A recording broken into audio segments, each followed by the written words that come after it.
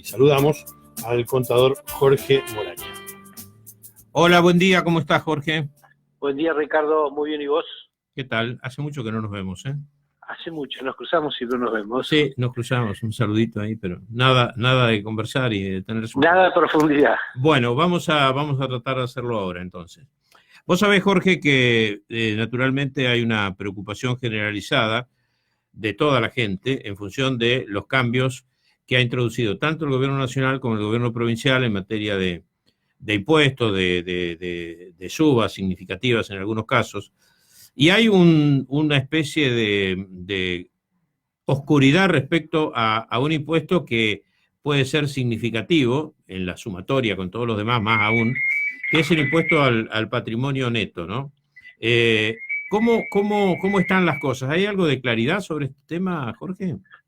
Mira, Ricardo, en principio, vos sabés que la parte tributaria tiene varios puntos de vista. No hay siempre una seguridad, siempre la parte tributaria tiene puntos oscuros o puntos dudosos.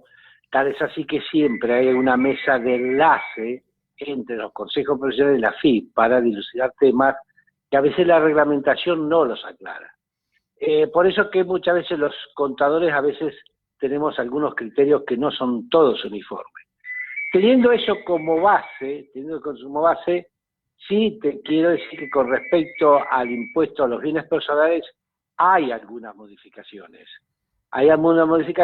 Acordate que este impuesto que se cae sobre los bienes de las personas físicas y sucesiones indivisas, es cuestionado porque también cae otros impuestos sobre los mismos bienes. Uh-huh. Pero sí, ha habido modificaciones en alícuotas, hay una presión tributaria, que creo que vos podés apuntar a eso, sobre los bienes que los argentinos tienen en el exterior. También, por supuesto, pero... Exactamente. Volviendo al tema, que es un capítulo que después si querés charlamos, pero yo quería hablar prácticamente o empíricamente de los temas que a lo mejor angustian un poco a la gente al no tenerlos bien entendidos. Sí. ¿Hay alguna excepción para vivienda única con destino de vivienda? Sí, la ley, bienes personales, en principio hay un mínimo no imponible, es decir, que aquel con sus bienes no llegue a 2 millones de pesos, ese es un mínimo no imponible, no paga impuestos. Pero después ha habido modificaciones a la ley en donde también se consideró qué pasa con la vivienda familiar, la vivienda única y familiar. Y bueno, se ha establecido un monto que es bastante importante y no tributa, la vivienda familiar no tributa por un monto de 18 millones de pesos. Es decir, que yo creo que un amplio espectro de contribuyentes por la vivienda familiar no van a tributar, porque ya te digo, hay una exención de 18 millones de pesos sobre la vivienda familiar. Y a su vez, como norma general para todos los contribuyentes, hay un mínimo no imponible de 2 millones de pesos. Es decir, ejemplificando, Ricardo, cuando uno va sumando sus bienes y llega a determinado monto, se le sacan los 2 millones de pesos y sobre lo que queda de esa sumatoria de bienes hay una tablita y se paga bienes personales. Bien. A esos 2 millones de... familiar, sí. Perdón que te aclare, para que quede concreto para la gente, vivienda familiar por 18 millones de pesos no se paga. Claro, que es un equivalente a $300.000 más o menos. Aproximadamente un monto importante. Sí. Sí, en Pringles no debe haber muchas propiedades de ese valor. No, por eso te digo, creo que ese monto es un alivio importante para la producción. Claro. La sumatoria de bienes, ¿qué incluye? Por ejemplo, Mirá, en el caso de una persona que tenga, además de la vivienda propia, que quedaría eximida, digamos, en muchos casos por el valor. La sumatoria, ¿qué es? Acciones... claro, todos los bienes patrimoniales que se exhiban. Todos los bienes patrimoniales que tengan sentido, terrenos, automotores, inversiones. Por allá también queda grabado la parte que tengan participaciones sociales. Si bien existe un impuesto de acciones y participaciones que lo pagan las sociedades, también quedan grabadas en el patrimonio, digamos, de la persona. Vos recordás siempre que este impuesto que vos me estás mencionando, bienes personales, recae exclusivamente sobre las personas físicas y sucesiones indivisas. Bien. Entonces, la base es, personas físicas y sucesiones indivisas pagan bienes personales. ¿Sobre qué bienes? Sobre los que tienen en el país y sobre lo que tienen en el exterior. Pero a su vez también las personas físicas y sucesiones que están radicadas en el exterior, pagan por los bienes que tienen en el país. A ver. Repetímelo que no lo entendí bien. Te explico. Los contribuyentes son dos. Personas físicas y sucesiones indivisas. Tanto las personas físicas y sucesiones indivisas que estén radicadas acá en el país, como las personas físicas y sucesiones indivisas que estén radicadas en el exterior, pero que tengan bienes en el país. Pagan por los bienes que tienen acá en el país. Y no por los de afuera, sí. No, por lo que, el que está radicado afuera, vos suponete que una persona esté radicada en Francia, ¿cierto? Y tiene bienes allá. Por los bienes que tiene allá esa persona que tiene su radicación, su domicilio. Claro, porque allá, paga allá. Paga allá. Pero por los bienes ahí la que entendí tenga, bien, ahí quedó claro. Claro, por lo que viene que tenga en el país, paga por estos bienes que tenga acá en Argentina. Ahora bien, la alícuota no es igual.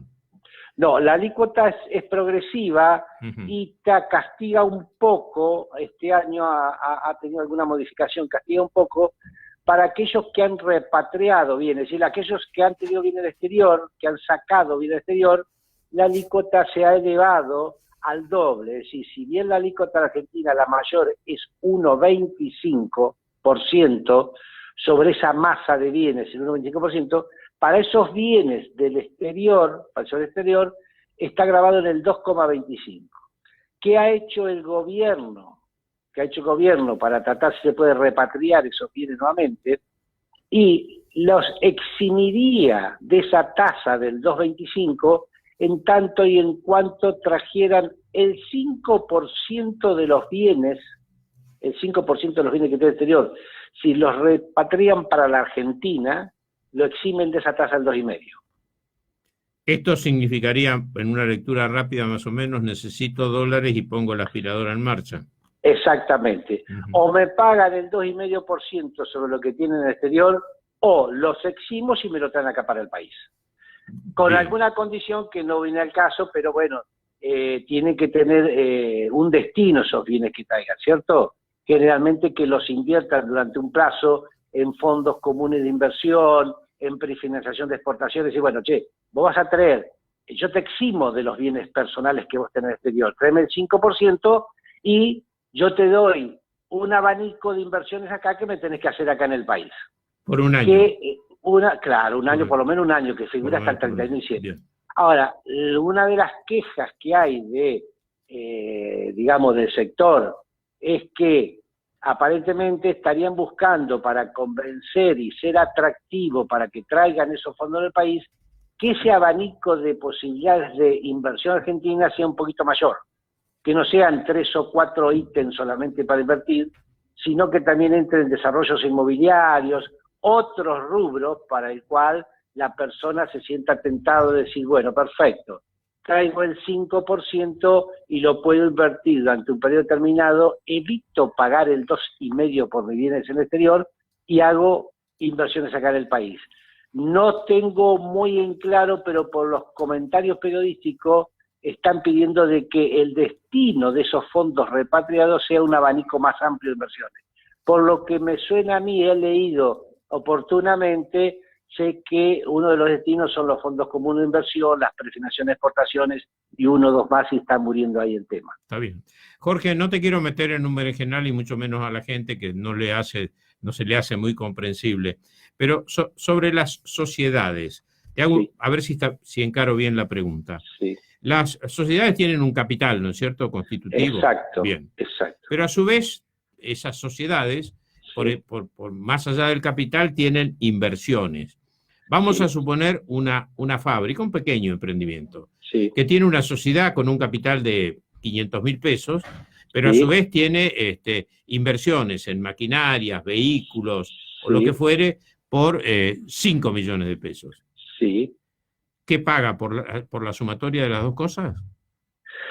Claro, dentro de ese capital de ese mini emprendimiento, a su vez hizo una inversión, como digo, de 5 millones de pesos. Quiere decir que esa pyme, en vez de 500, tiene 5 millones 500, porque 5 millones invirtió. Esos 5 millones 500 le pertenecen a uno o varios, y una sociedad a varios socios.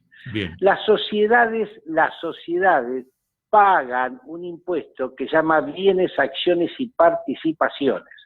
Ese impuesto que pagan las sociedades de acciones y participaciones es el 0,5% de su patrimonio, y lo pagan por los socios. Es decir que si la sociedad paga 250.000 pesos de impuesto, ese impuesto se lo carga en la cuenta particular de cada uno de los socios. Claro, va en cabeza de los socios. Exactamente, Ricardo. Bien, es decir que, bien. en definitiva, no lo sufre la sociedad, paga ese impuesto de bienes, acciones y participaciones, porque directamente se lo debita en la proporción de que tenga cada socio. Sí, ¿cierto? claro, por supuesto.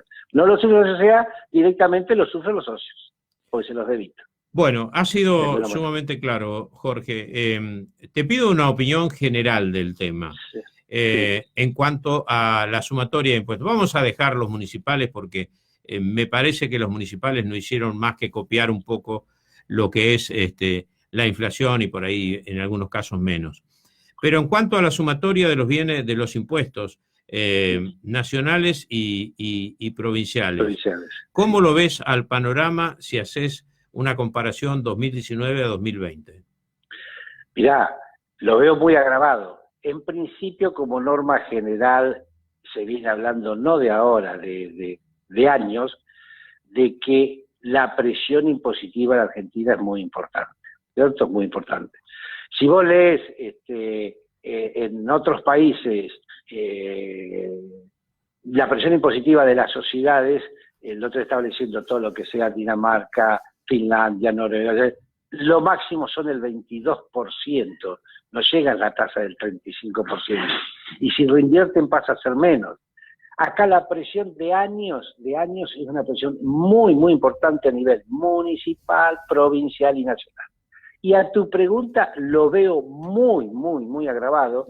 Vos te das cuenta que mi posición como asesor, ¿cierto?, que al tener directamente un abanico de clientes interesantes, lo veo que en este momento, con la crisis que se está viviendo, la parte impositiva es prioritaria en que en cualquier momento te hace caer una pyme.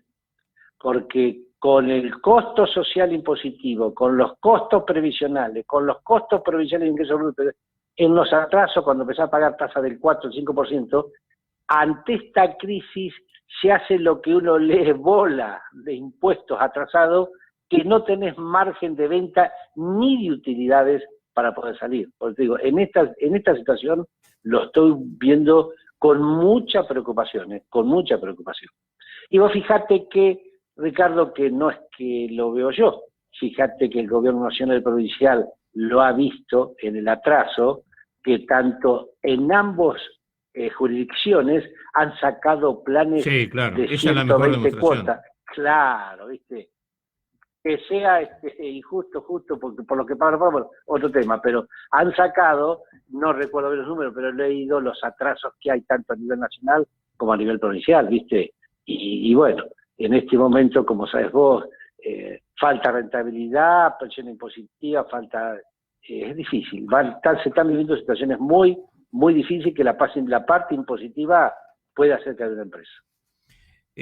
Dejamos para el final una pregunta, que es la evaluación fiscal. ¿Es la evaluación fiscal el punto de partida de todo esto? La evaluación fiscal, sí, tiene su incidencia porque, a grosso modo te digo, de cómo se paga. Vos tenés un bien y tenés que tener el valor del costo de ese bien o la evaluación fiscal, y siempre pagás por el mayor valor, cotejás el mayor valor.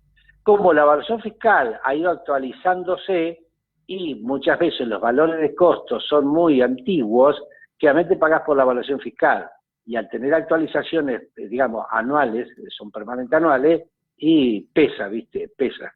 Es importante que pesa, ¿sí? ¿Ya están las relativas al 2020? Mira, el año 18 con respecto, no sé qué va a pasar con el año 19 que vamos a liquidar, en junio se liquida bienes personales, ¿cierto? En el año 18 se tomó como técnica de no tomar la evaluación fiscal, sino tomar la evaluación fiscal del año 2017 ajustada por el IPC. Si no sé para el año 19 si la FIP sacará alguna indicación de la misma índole que se tome la evaluación fiscal del 18 ajustada por el IPC al 19, no sé, pero el año pasado se tomó, para pagar el 18 se tomaron las evaluaciones fiscales del 17 ajustado por el IPC, el índice de precio al consumidor. Y bueno, entonces estaremos en un 50% más. Es más o menos, yo claro. estimo, ese es el cálculo que yo estimo. Jorgito, nos diste una clase de economía y de economía fiscal, así que... No, ¿Vos querías hacer una pregunta, Matías? No, magistral, agradecerle a Jorge del estudio bien. Moraña, sí, estudio impositivo, jurídico e inmobiliario, del cual somos asesorados aquí en la radio. Gracias, Jorge. Hacele un descuento de honorarios. No, para nada. Bueno, gracias, Jorge, chicos. muchas gracias y Un abrazo muy para ustedes. ilustrativo lo tuyo. Te mando un abrazo. Gracias, un abrazo, suerte. Chao, Hasta chao. luego. El contador Jorge Moraña con Bien, nosotros. nos vamos a una pausa, Ricardo, y ya volvemos. Está el columnista de los viernes aquí con nosotros. Despertando en la ciudad.